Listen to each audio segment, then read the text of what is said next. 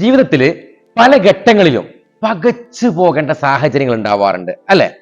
സ്വന്തമായിട്ട് എന്ത് ചെയ്യും, ഒരു തീരുമാനം എടുക്കാനുള്ള കഴിവില്ലാത്ത, ആകെ നിസ്സഹായനായി നിൽക്കേണ്ട അവസ്ഥ, ശരിയല്ലേ? ഇത്തരം സാഹചര്യങ്ങളിൽ സ്വന്തമായിട്ട് ഒരു തീരുമാനം എടുക്കാൻ, ഒരു നിലപാടെടുക്കാൻ നമുക്ക് കഴിയണം. അതിന് യോഗയിലെ ഭ്രമരി പ്രാണായാമം അഥവാ ഹമ്മിങ് ബ്രീത്തിങ് നിങ്ങളെ സഹായിക്കും. അതാണ് ഞാനിവിടെ ചെയ്യാൻ പോകുന്നത്.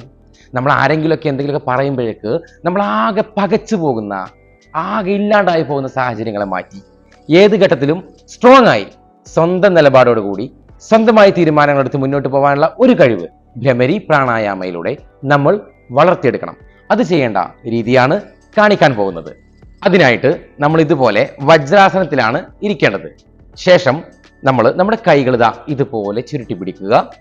തള്ളവിരൽ നമ്മുടെ ചെവി ചെറുതായിട്ട് പൊത്തി പിടിക്കുക. ഒരുപാട് അമർത്തി പൊത്തരുത്, ചെറുതായിട്ട് പൊത്തി പിടിക്കുക.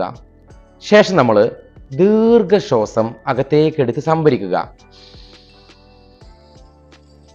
ഓക്കെ, സംഭരിച്ച ശേഷം നമ്മുടെ നാവിന്റെ അറ്റം മുകളിൽ മുട്ടിക്കുക. ശേഷം വായടക്കുക, കണ്ണടക്കുക. നമ്മൾ അകത്തേക്കെടുത്ത ശ്വാസത്തെ നമ്മൾ ഹമ്മിങ് ആയി പുറത്തു വിടുക. പൂർണ്ണമായും ചെയ്ത് കാണിക്കാം.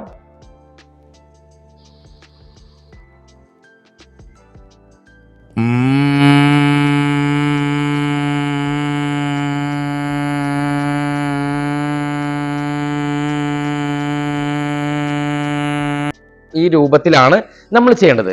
നമ്മൾ അകത്തേക്ക് എടുത്ത് സംഭരിച്ചു വെച്ചിരിക്കുന്ന ശ്വാസത്തെ പുറത്ത് വിട്ട് കഴിഞ്ഞാൽ, അതായത് നമുക്ക് മൂളാൻ കഴിയാത്തൊരു സാഹചര്യം എത്തുമ്പോൾ, നമ്മുടെ ലങ്സ് കാലിയാവുമ്പോൾ നമ്മൾ വീണ്ടും അതുപോലെ തന്നെ ആവർത്തിക്കുക.